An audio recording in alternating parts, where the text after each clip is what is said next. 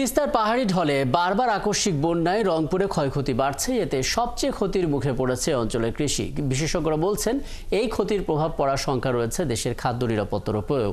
আর এর জন্য অপরিকল্পিত অবকাঠামো নির্মাণ এবং সরকারের বিভিন্ন বিভাগ এবং উন্নয়ন সংস্থাগুলোর মধ্যে চরম সমন্বয়হীনতাকে দায়ী করেছেন তারা।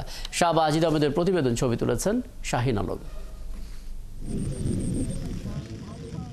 আকস্মিক ও টানা বন্যার ধকল সামলানোর অতীত অভিজ্ঞতা আছে উত্তরাঞ্চলের মানুষের।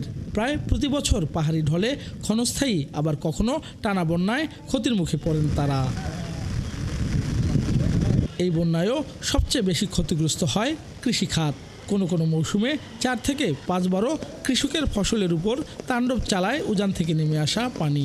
প্রতিবারেই কিন্তু আপনার এই ক্ষতির শিকার আমরা হচ্ছি।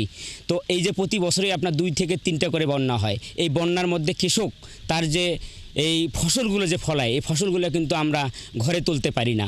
সব কবার যখন ছেড়ে দেয় ফাঁকার পানিটা, তখন আমাদের তিস্তা নদী মনে করেন যে তলায় যায়। বাড়ি ভাঙা কি ফসলের, আমাদের ভিটিয়া বাড়ি সব ওস্ত হয়ে যায়, থাকার মতো জায়গা থাকে না। মাঠ পরিদর্শনে যেটুকু আমরা দেখলাম যে শাকসবজি, পেঁয়াজ, বাদাম এবং মাসকালাই, এটা প্রায় 190 হেক্টর জমি। পরবর্তীতে যে চূড়ান্ত ক্ষতি সেটা হয়তো আমরা নিরূপণ করব। তিস্তার সুষ্ঠু পানি ব্যবস্থাপনার দাবি নিয়ে এই অঞ্চলে দীর্ঘদিন ধরে আন্দোলন চলছে। এই আন্দোলনের একজন নেতা জানান, পানির অব্যবস্থাপনার কারণে একদিকে যেমন কৃষকরা ক্ষতিগ্রস্ত হচ্ছেন, অন্যদিকে বাংলাদেশের জলবায়ু ঝুঁকি বাড়ছে। ভারত, চীন, নেপাল, ভুটান এই বহুপাক্ষিক সম্পর্ক উন্নয়ন করে পানির সমস্যা যদি সমাধান করতে না পারি, তাহলে এই পানি কিন্তু একটা যুদ্ধের কারণ হবে।